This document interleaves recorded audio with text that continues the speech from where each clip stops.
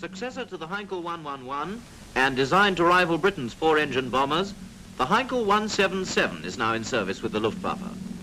Like our newest bombers, she has four engines, not two radials as you might think. Each nacelle conceals two inline engines geared together and contained in the wing. Each of these nacelles has a flat-fronted radiator. That's how you get the radial engine effect. She was primarily designed for use against shipping. She can carry torpedoes, and she may be used as a dive bomber, in which case look out for dive breaks. She can carry a very heavy bomb load for a German, so the Heinkel 177 is something worth watching for. Now let's pick out her recognition features as she goes through a turn. Straight away, long nose and wide wingspan, 103 feet as a matter of fact. Mid-wing too, unusual for a German bomber. Yes, the length of the nose stands out, and there are the short, blunted nacelles we warned you about. Now see how terrific is the span of those slender wings in comparison with the length of the fuselage. Squared off tail plane, large single fin and rudder squared off too. Rear gun position also. Another unusual point for a Bosch product. Plenty new and plenty to pick her out by.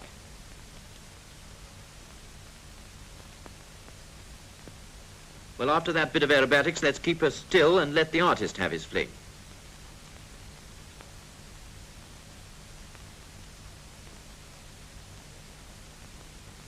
Blunter nose than the old Heinkel.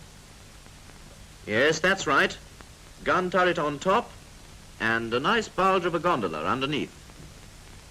Straight top to fuselage. Underside curves up to tail.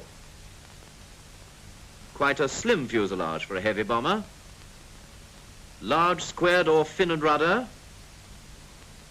Yes, a Heinkel bite out of it.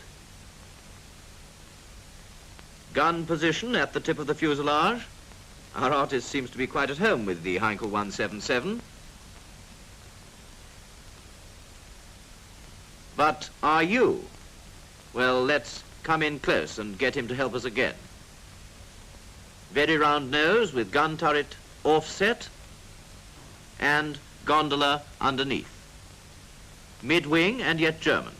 One more blow for those who rely on rules. Slight dihedral from those apparently radial engines. Remember, two engines only as far as recognition goes. Tail plane out of sight, but fin and rudder very much in sight.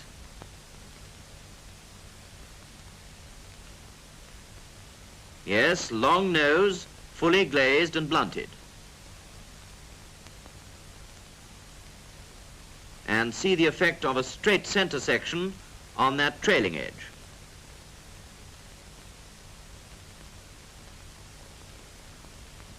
Compare the short blunted nacelles with that very long nose.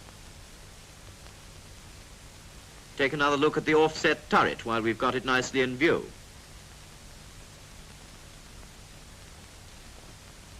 Slender wings, wide in span, with rectangular center section between nacelles. Straight taper from there to rounded tips. Squared off tail plane with definite taper to leading edge adds one more clue.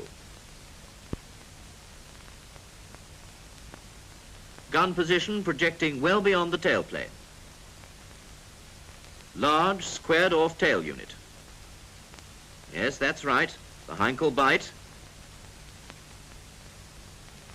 All right, Augustus, that's enough. Well, now we've got rid of the artist, let's get down to realities. See how much you can remember. From glazed nose to tip of tail, you'll find clues which make her the Heinkel 177, one of Germany's latest efforts in heavy bomber design. Mid-wing but Bosch, you remembered that, I hope. Overhead, there she goes, the big German bomber. Check up on nose length and wings, which are wide in span and appear to be set well back on the fuselage. Higher up, Those wingtips appear almost pointed, and the characteristics of the tailplane are still very obvious.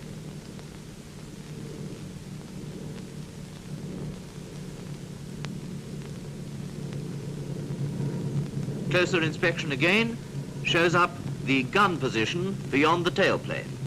Something new in German bombers, the Heinkel 177.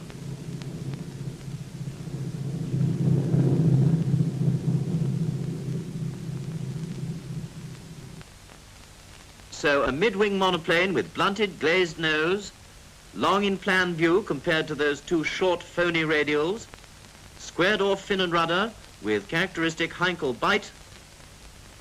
It's a Heinkel 177.